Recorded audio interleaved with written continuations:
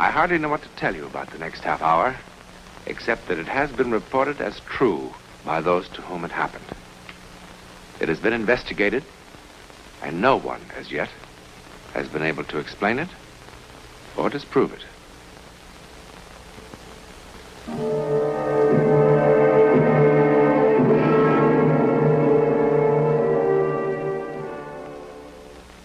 Only a very few moments ago, this was the scene of a tense human drama, played for very high stakes indeed. A man's life. A jury has just determined that Paul Marlin did not murder his wife. Thus, a sensational murder trial comes to an end. But sometimes, the end is also the beginning. Perhaps if Paul Marlin could have known what lay ahead, he would have preferred being found guilty.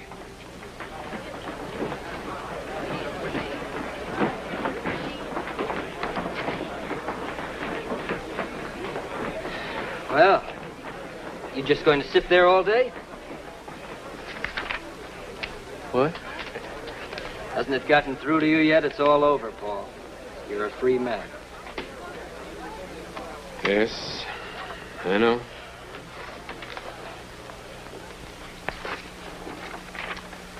Such enthusiasm. It's not that I expect thanks, Paul. Nobody who charges the kind of fees I do should expect gratitude, too. But I had an idea that you might at least feel relieved. Dan, I'm sorry. I'm just so bone-tired I can hardly feel anything. I didn't even remember to thank you. No, I am relieved, and I'm very grateful, too. You were just wonderful. I'm lucky I had you for my attorney. It's easy to be marvelous when your client is innocent.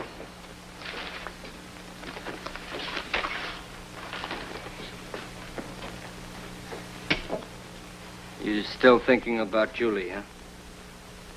I am. I don't know if I'll ever really stop. If I only knew who did it or why. What are you going to do with yourself, Paul? Oh, I don't know. Start trying to pick up the pieces, I guess. You could do with a change of scene. Yes, I suppose so. And a rest. You need a rest, Paul. I'll think about it. Never mind thinking about it. You're going to do something about it. Come on.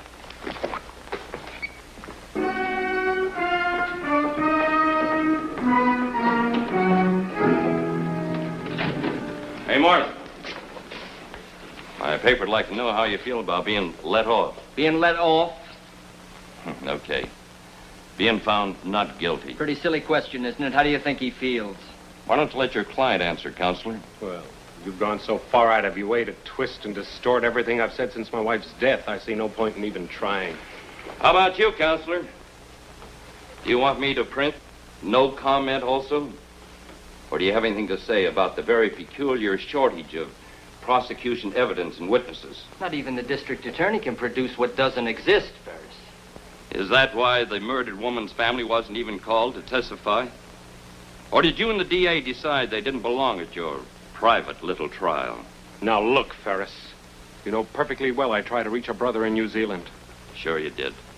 Tried real hard. Yes, we did, but communications to the backcountry of New Zealand are practically non-existent. Uh-huh. Besides, it wouldn't have possibly contributed anything relevant. And you know that, of course, without even asking him. Look, Ferris, what are you trying to build? The trial's over. Your paper got a lot of circulation out of it. Now, why don't you find someone else to pick on? It's just that I believe, along with a lot of people in this town, that Marlin killed his wife in cold blood. Now, wait a minute, For Ferris. money. I'm getting sick and And tired it galls of me this. to see him walking away scot-free. Now, look!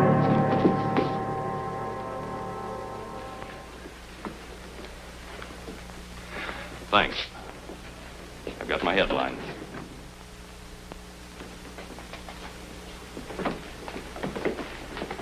Paul, come on. I want to talk to you. I walked right into his trap. You know your nerves are on edge. All you needed was a push. Look, Dan. No, Now, I wait a want... minute, please. There's something I want to ask you. Now, the things he said about the trial, about the way it was handled. No. Now, you didn't... Paul, it's just as I told you. The DA's office jumped before they had anything much to go on. By the time they realized they had no real evidence against you, what with the papers beating the drums, getting people worked up, they were publicly committed. They had to go through the motions. All right, then why Ferris's personal vendetta with me? Well, he can't possibly believe that I killed Julie, can he? Oh, I doubt if he even cares, one way or the other. But he will go on needling you as long as it means good copy. And so will the rest of the press. Which is just what you want me to avoid. That's why all this talk about going away? Yes. You know, what Ferris said about some people in this town is true. People react emotionally, Paul. They react to cliches. Now, Julie was a lot older than you. You know that. She had a lot of money. And, well, people see too many plots in the movies. You know, they're affected by it. Now, it'd be wise to give the town a chance to cool off. Yourself, you need a rest. And you can get a new perspective on things, come back with a fresh outlook. Is that my lawyer's advice? No. It's your friend's advice, Paul.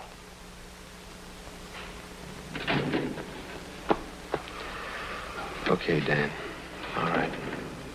I'll go away for a while. I just hate the idea of looking as though I were running away.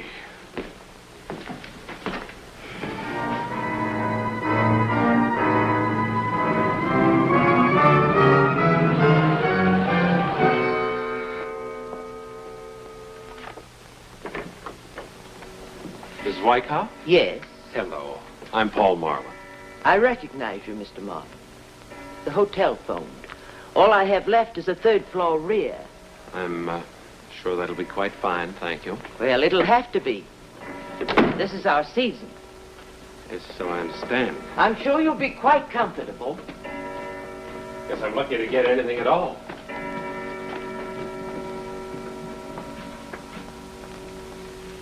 It's right on the button. How long do you expect to stay, Mr. Marlin? Oh, I really had no plans. Would it matter to you? Not a bit.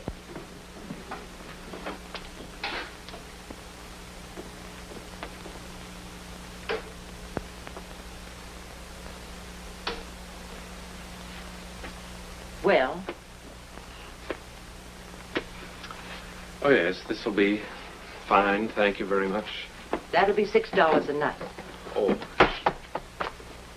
When you leave, I'll have the trunks moved tomorrow. well, they're no trouble.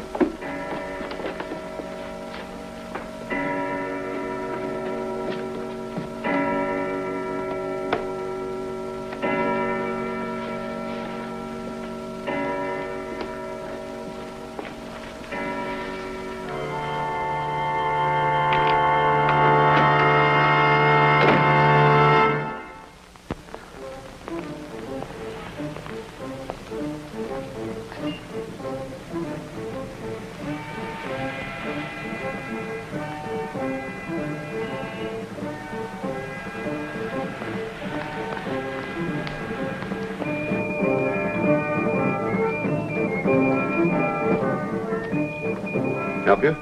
Urban. Any particular? No, anything.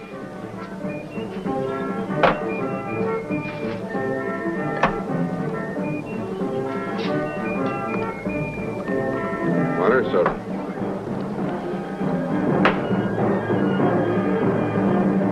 Another, please, a double.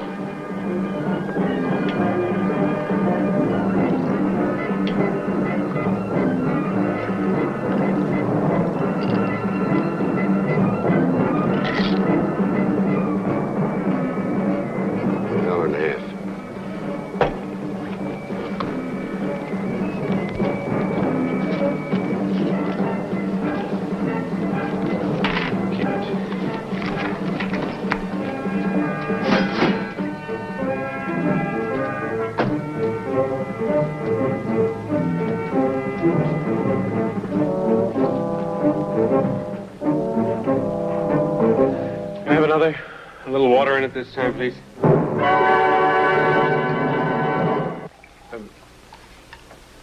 Bartender, tell me something. What do you think? What's your name? Joe. Tell me something. What do you think of people who see things that aren't there and hear things? They've had too much to drink. No, I mean, before they had too much. Before they've had even one drop. Too much imagination, I guess. That's it. Too much imagination. Too much imagination is a dangerous thing, you know? Like the man said. Now, that's a good mirror. That is a mirror that I approve of. Friendly, you know? You look at it, looks back at you. No tricks, just what's there. You know, Joe, I've got a mirror in my room. Very tricky mirror.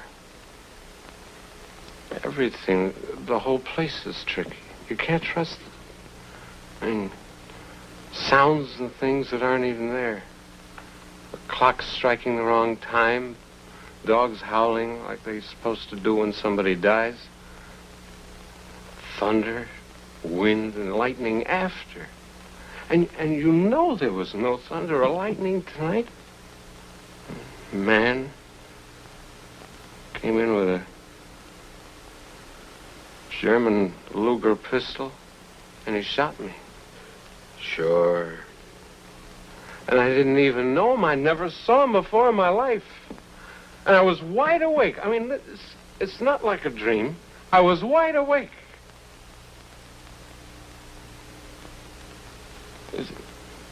That's some imagination, huh? It's like I'm an inventor. I invented a person. Only this man didn't... He wasn't made up of all faces I'd known before, like in a dream. He was someone real. Tall, about my height. May I have some change, please? Scotch and water, please. No ice.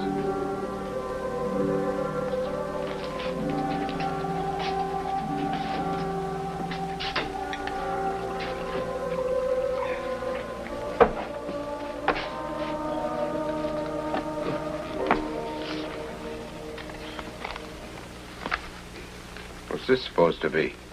Pardon? £1, Commonwealth of New Zealand. I'm sorry. I've only been in the country a few hours. Takes a while to remember about the currency.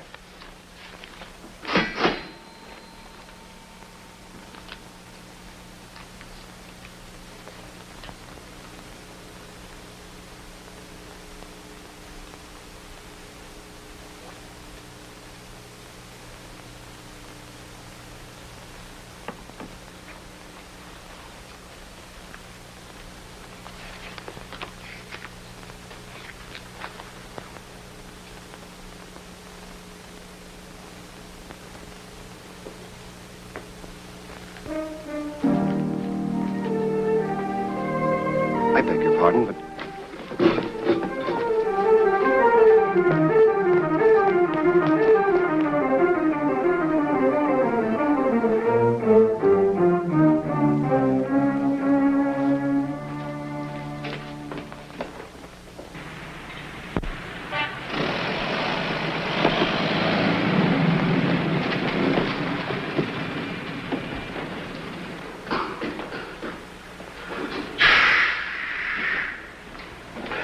When is the next bus out of here?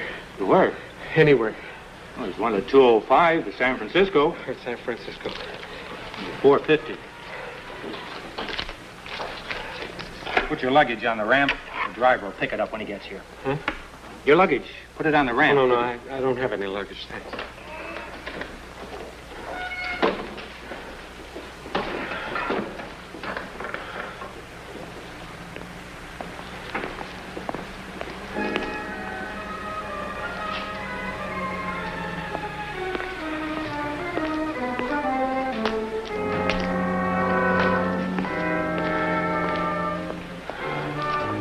Paul? What do you want? I'm Roger Wiley. Roger Wiley, you are Paul Marlin, aren't you?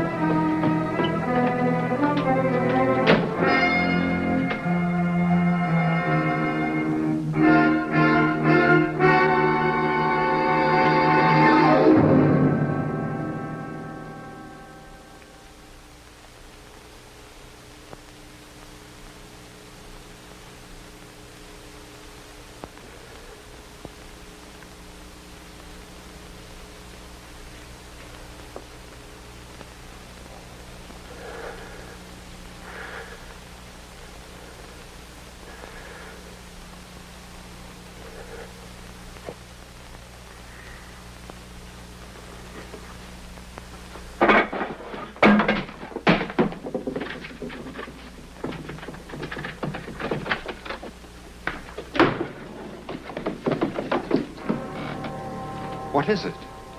Why'd you keep running? I told you I'm Roger Wiley. Julie's brother.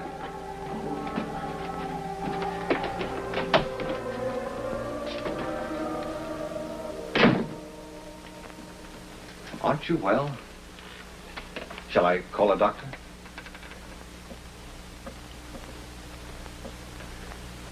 Well, the landlady said it'd be all right if I left my bags here while I went looking for you. I explained who I was. How did you find me? Your solicitor told me where you'd gone. I only landed in San Francisco this afternoon. Well, why did you come here? Julie's estate, for one thing. Then there's the matter of... The gun bother you?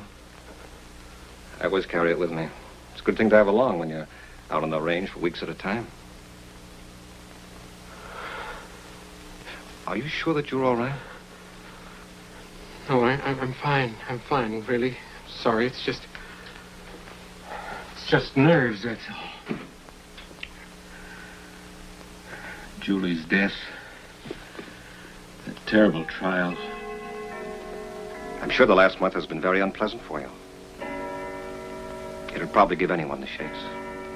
I'll be all right in the morning. Why don't we meet then? Over breakfast, maybe. We can have a talk, huh? That's a good idea.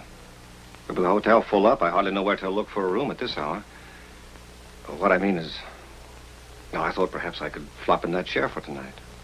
Oh. Yes, of course. Why not? Thanks.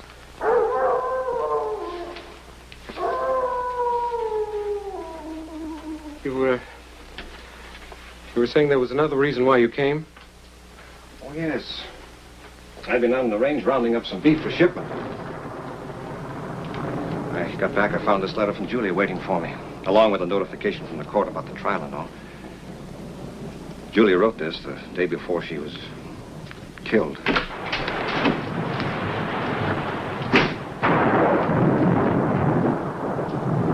Stay away from me.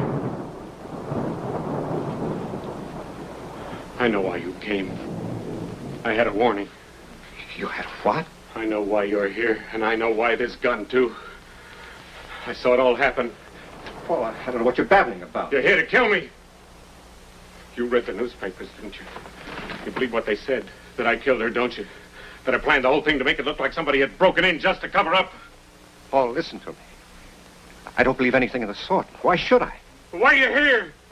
She told you everything in that letter. Paul. She knew everything right from the start, didn't she? I never fooled her, not for 1 minute, I'll bet. Paul, give me the gun. No. You don't realize what you're doing. No, I tell you! I waited too long. I've planned all this too carefully to have it all blow up my face now. I am her heir! I am her sole heir! You killed him. Yes! Yes. You're not gonna take it away from me. Nobody's gonna cheat me of it now.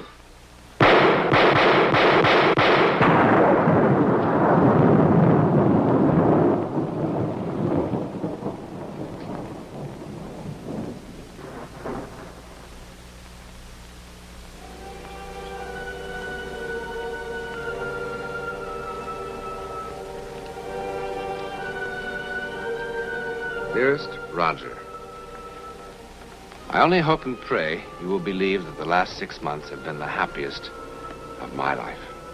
I know how foolish you thought I was to marry a man so much younger. I must confess I had my moments of doubt, too. But Paul loves me, really loves me, Roger. He proves it in 100 ways every day. I've never felt so alive, so wanted. Enough of this, dear brother. I want very much to give Paul something in return for all he's given me. I've decided to immediately transfer all my holdings, real estate, stocks, everything, to his name. And I want it to be a surprise. Naturally, there'll be some complications with those things you and I own together. And as it has been so long since we've seen each other, couldn't you find the time to come to San Francisco? It would be wonderful if you could. Besides, it's high time the two men in my life met and became friends. Julie. Paul Marlin went to the gas chamber insisting that he was the victim of an hallucination that drove him to murder. The only witness he had to support his plea was the bartender. But then bartenders hear so many strange things, don't they? Probably it was Paul's guilty conscience that somehow created the sights and sounds of his own destruction. His conscience was his executioner. In a moment, a program word about next week. If ever there was a place where the ability to see into the future would come in handy, that place would be a racetrack. But ace jockey Ronnie Watson's brush with the supernatural has become one of the great legends of American racing. See for yourself next week.